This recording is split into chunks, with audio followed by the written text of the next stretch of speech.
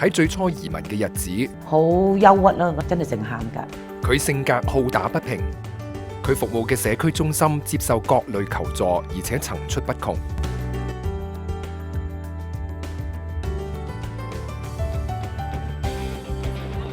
結婚之後，希望移民美國，可以擺脫香港嘅生活形態。可惜嚟到美國之後，發覺事與願違。我去移民嘅即係第一樣咧，覺得香港好逼仄，好似香港文化係俾幾個明星咁 define 咗佢哋。嚟到呢度咧，又係咁樣物質嘅文化。美國嘅新聞亦由荷里活嗰啲人嚟 define 咗嘅。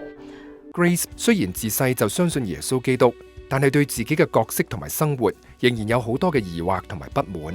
我去親 Chinatown 通常都係先生帶我去嘅，去咧係幾樣事啫，去飲茶，帶啲細路仔食下嘢，剪下頭髮，買啲餸翻去，咁就一日噶啦。即係去搲嘅，我冇貢獻噶嚇，亦都唔中意嗰種生活，覺得 Chinatown 啲就賣魚又腥咯，但係完全都冇反省下點解佢哋要做咧。神就將我帶去中國啦。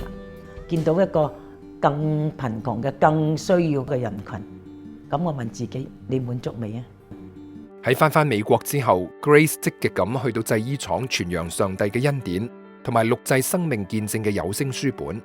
咁啊，後嚟我拎佢播嘅時候咧，哇！發覺啲人啲衣車慢咗好多喎，哇！啲人聽得好感動，好感動。發覺咁樣得喎，咁我知道得啦，我係可以講啲嘢俾佢聽。嗰衣廠冇人信耶穌，未有嘅。咁開始有一個，有兩個，有三個咁。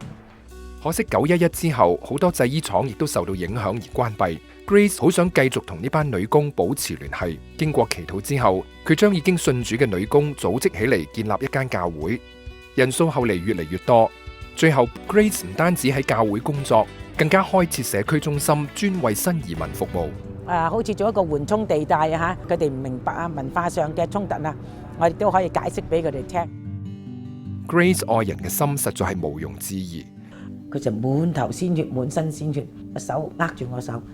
個護士話：你唔驚佢有 AIDS 㗎？你識佢啊？咁我話我識佢2個禮拜嘅啫，但係我睇佢需要多過我。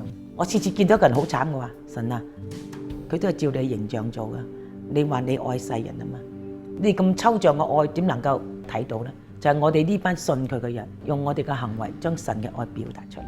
原來神喺好早嘅時候，喺87年俾我呢個使命，原來係咁不知不覺你就做緊啦，幫啲人啊打電話，見到好多冇情冇理嘅事咧，我就同佢哋出聲啊。呢個神就話你一定要為佢哋阿爸開口。